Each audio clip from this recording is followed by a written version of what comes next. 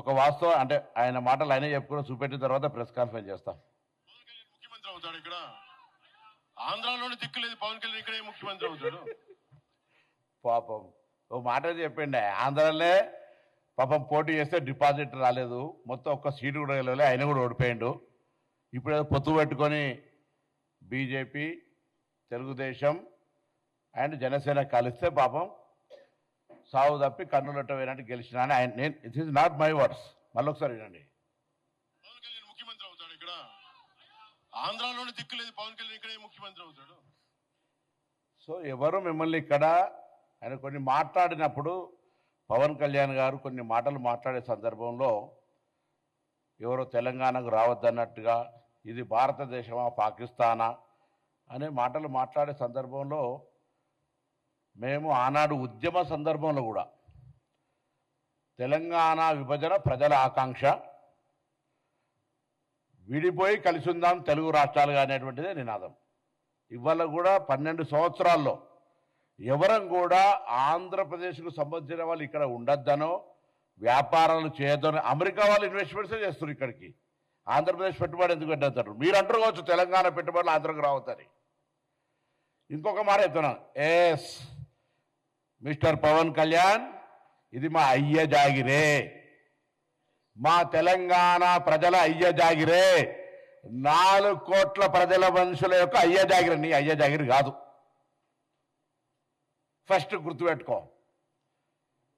ఇలా ముందుగా బేషరతుగా క్షమాపణ చెప్పాలి చనిపోయినటువంటి కళాకారుడు గద్దార్ గారికి. గద్దార్కు కారు కొనిచ్చినా అని చెప్పి చనిపోయిన వ్యక్తుల గురించి మాట్లాడడమే అప్రస్తుతం. ఒక కళాకారుడు,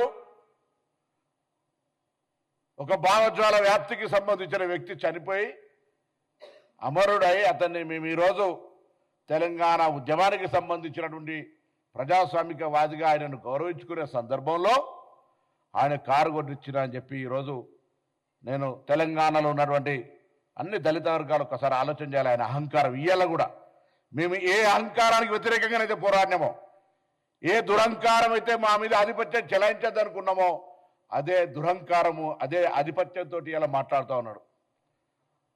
మేము ఎన్నడూ కూడా చెప్తా ఉన్నాం, ఇవాళ కూడా రాజకీయ పరంగా ప్రజాస్వామిక భారతదేశంలో తెలంగాణ కూడా అంతర్భాగమే.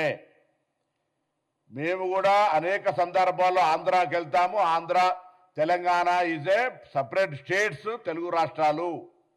కానీ ఆయన మాట్లాడినటువంటి ప్రెస్ కాన్ఫరెన్స్ చూస్తూ ఉంటుంటే ఇది పాకిస్తానా ఇండియా అని మళ్ళీ మాట్లాడుతూ ఉన్నాడు, పాస్పోర్ట్ తీసుకోవాలని. ఈ మైండ్ సెట్ తీసేయండి. ఆయన శాసనసభలు ఉన్నారు, ఇలా పార్లమెంట్ గురించి ఐడియా లేదు. నేను పార్లమెంటు తెలంగాణ బిల్ అయ్యే సందర్భంలో ప్రత్యక్ష సాక్షి. అంతకంటే ముందు కూడా చిన్న బిల్ వస్తే కూడా నేను అనేక సందర్భాలు చెప్పిన, ఈ పార్లమెంటరీ వ్యవస్థలో తెలిసి మాట్లాడుతురా తెలియక మాట్లాడుతురా, తలుపులేసి పార్లమెంటులో బిల్ తెచ్చుకున్నారని చెప్తారు. ఇప్పటికీ ఇంత కక్ష, ఇంత అక్కసు తెలంగాణ మీద మాటల్లో మాట్లాడుతూనే మళ్ళీ తెలంగాణ మీద అక్కసు వెళ్ళకొస్తా ఉన్నాడు. ఇది మంచిది పద్ధతి కాదు. నేను తెలంగాణ మీద ప్రేమ ఉంది అంటుండు, తెలంగాణ మద్దతుకి నన్ను మాట్లాడినరా? తెలంగాణ అమరవీరులు చనిపోతుంటే వాళ్ళకి ఎప్పుడైనా నువ్వు సంఘీభావం, అరే ధైర్యంగా ఉండండి తెలంగాణ పోరాడి తెచ్చుకోవాలని చెప్పినావా? అవహేళన చేసినావు. తెలంగాణ ఏర్పడితే 11 రోజులు అన్నం తినలేదని చెప్పినటువంటి వాడివి, తెలంగాణ ఏర్పాటును అవమానించినటువంటి వ్యక్తివి. ఇలా మీరు మాట్లాడితే ఎట్లా?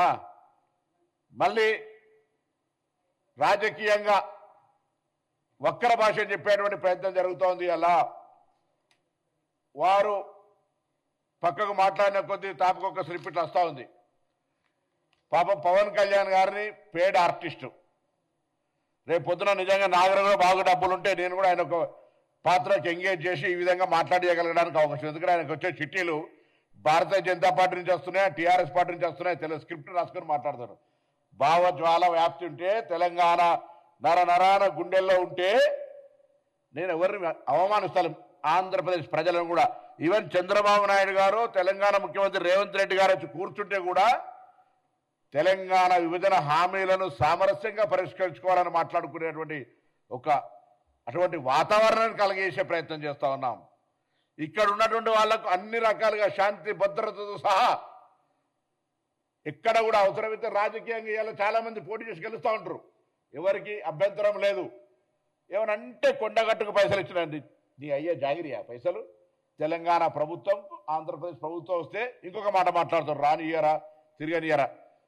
గత 4 నెలల కింద వచ్చినప్పుడు తెలంగాణ ప్రభుత్వం ఆయనను తెలంగాణ గెస్ట్గా ఇచ్చిన ప్రోటోకాల్ ఇచ్చి, అది మర్చిపోయి మాట్లాడితే ఎట్లా?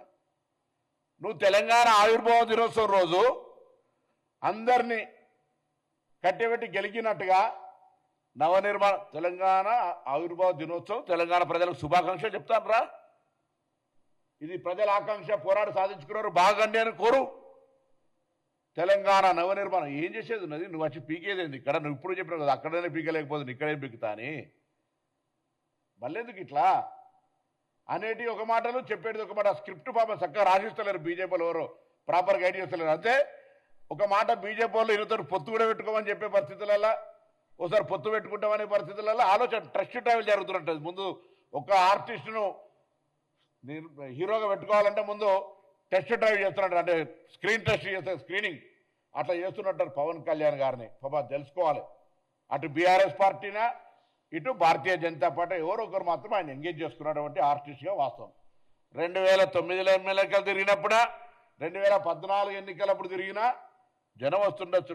మా ప్రేక్షకులు సినిమా ప్రేక్షకులుగా నటుడిని గౌరవిస్తే ఈలలు కొడితే అదంతా నా బలం అనుకునేటువంటి పరిస్థితి ఉంటుంది. మీరు అన్నట్టుగానే ఆంధ్రాలోనే నువ్వు గెలవలేకపోయినావు, ఇక్కడ వచ్చి ఏంది ఇదంతా?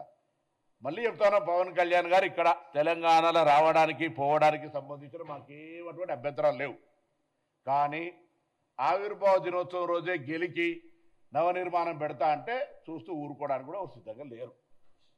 మా అయ్య జాగిరే, నీ అయ్య జాగిరి కాదు అని స్పష్టంగా ఒక మాటకు చెప్పడానికి, తెలంగాణ ప్రజల ఆకాంక్షకు అనుగుణంగా ఏర్పడ్డదని చెప్పడానికి, ఈ తెలంగాణ ఆంధ్రప్రదేశ్ ప్రజలకు ఎప్పుడు కూడా స్వాగతం చెప్తుంది, ఎప్పుడు కూడా మేము వ్యతిరేకం కాదని చెప్పడానికి, ఇది ప్రజాస్వామ్యంలోనే ఉన్నామని చెప్పడానికి, ఆఖరికి పవన్ కళ్యాణ్ గారు ఎక్కడి దాకా దిగిపోయారు, అంబేద్కర్ గారు అంటే రాజ్యాంగాన్ని రచించినటువంటి వ్యక్తి విగ్రహాలకు సంబంధించి ప్రస్తావన తెచ్చేంత ధైర్యం చేస్తా ఉంటే ఇలా అహంకారం. అంటే ఆయన ఏదో మాట్లాడుతున్న తెలంగాణలో తిరుగుతా ఎవడతున్నాడు? నువ్వు సినిమా నటుడివి, తిరుగు. ఇలా ఇటువంటి మాటలు మాట్లాడేటువంటి ప్రయత్నం జరగద్దని చెప్పి కోరుతూ ఇమ్మీడియట్గా రిజైండర్ బై సాయంత్రం గద్దార్ గారి ఆత్మకు క్షమాపణ చెప్తున్నట్టుగా ఇవ్వాల్సిందే. ఆ అంశం మీద అన్ని వర్గాలు తీవ్రంగా ఖండిస్తూ ఉన్నాయి. అదేవిధంగా మేము తప్పకుండా మరొకసారి చెప్తా ఉన్నాం, ఈరోజు ఇదంతా కూడా డెఫినెట్లీ మేము ఎన్నడూ కూడా తెలంగాణ వాళ్లకు తెలంగాణలో ఆంధ్రలకు పని ఏం లేదు అని మేము ఎన్నడూ అంటలేము. ఇది ఫెడరల్ సిస్టమ్, డెమోక్రటిక్గా ఇది హైదరాబాద్ లింగ్విస్టిక్ హెడ్ క్వార్టర్. అన్ని భాషల వాళ్ళు ఉంటారు, అన్ని వ్యాపారాలు ఉంటారు. ఎన్నడూ కూడా నేను హైదరాబాద్ ఇన్ఛార్జ్ మంత్రి చెప్తాను, నీకు ఇక్కడ ఏం ఇబ్బంది లేదు, ప్రొటెక్షన్ అందిస్తాం కానీ ఇక్కడ వచ్చి గెలుకకు అనవసరంగా తెలంగాణ ఆత్మ గౌరవాన్ని ఆ భావాన్ని రెచ్చగొట్టే ప్రయత్నం చేద్దని నేను కోరుతాను.